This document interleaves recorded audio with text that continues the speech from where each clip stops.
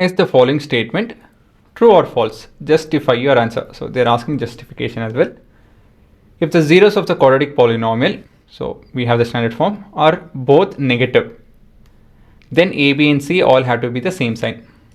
Okay, so let's write given and then figure out what is happening.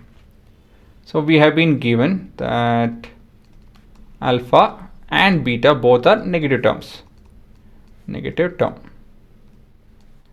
And this also is a negative term. Right? So let's start off with let alpha be equal to minus m and beta is equal to minus n. Okay guys. So m and n are positive value. So basically we are telling that, minus m minus n represents a negative value. Right? I hope you understood this because that's important. Always have this let wala. That helps you a lot. Let A be that, let B be that, let X be that, let alpha be that. It helps, to visualize, to understand. Okay. Now moving on. So how do we verify or how do you start the working? So let's make use of our relationship between alpha and beta and A and B. So alpha plus beta is minus B by A. Now what is alpha and beta? It's minus m minus n is equal to minus B by A. So we have a lot of negative over here. So we can multiply this entire thing with negative 1. So what happens? Negative into negative is positive. Negative into negative is positive. And this is also equal to positive. Right? So we have B by A. The ratio is equal to a positive term. This implies B by A is a positive ratio. Positive value. Right? M plus n is positive. So B by A should be a positive. Also, what does this imply? B by A should have the same sign. This implies B comma A should have the same sign.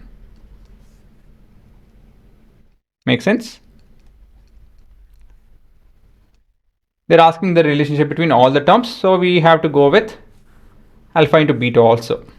So we have alpha into beta, which is C by A. Alpha is minus m. Minus m into minus n is equal to C by A. What is minus into minus, guys? Minus into minus is positive. So mn, which is equal to C by A, and the same answer. What? This implies, okay, even this I have to copy. Just a second. See, we have the same thing again. We have a ratio which is a positive term. Right? So what does this imply? C by A is a positive term. And so C comma A should have the same sign.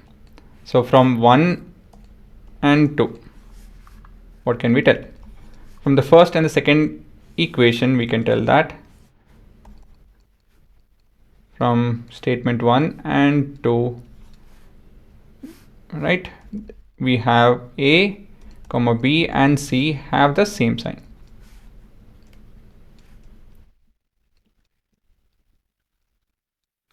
And that's how we figure it out. See, I didn't know. Again, I always start off with one thing which I'm sure is this helps. Most of the cases, such assumptions, making it very clear that m and n are positive. So alpha is minus m and beta is minus n. Making this very clear, this helps. It helps us understand the concept better. This might be a lengthy answer. I agree. A bit lengthy, not too lengthy, that I know.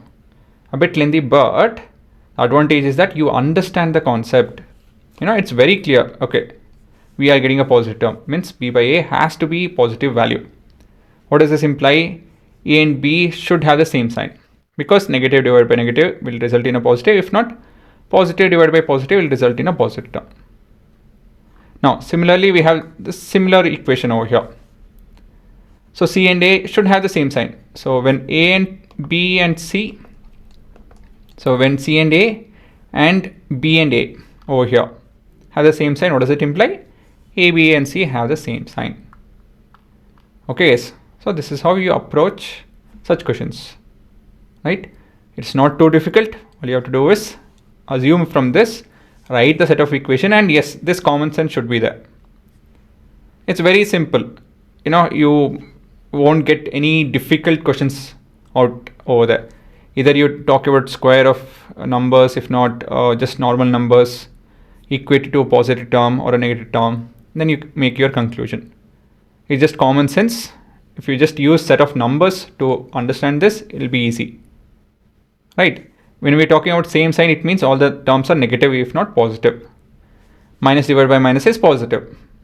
Minus, if not plus divided by plus, is positive again. So such common sense, if it's there, then you're done, right guys? By 9th grade you should have this. If not, learn the basics in the basic video. Talk to your teachers, talk to your friend, hire a private tutor, whatever you guys have to learn the basics. Learn from a friend. It doesn't take too much of time. It takes just a month. Hire someone, sit with someone, they'll teach you the basics. Improve that. In a month or two after that, your maths will become very, very easy. All the questions, most of the questions will become very simple. And the concept, generally most of you guys understand the concept. I've seen that most of the students, they understand the concept, but when it comes to application, solution and all of that, that's where you guys find it difficult. Not the concept, but the simple working. That's where you guys go wrong, right?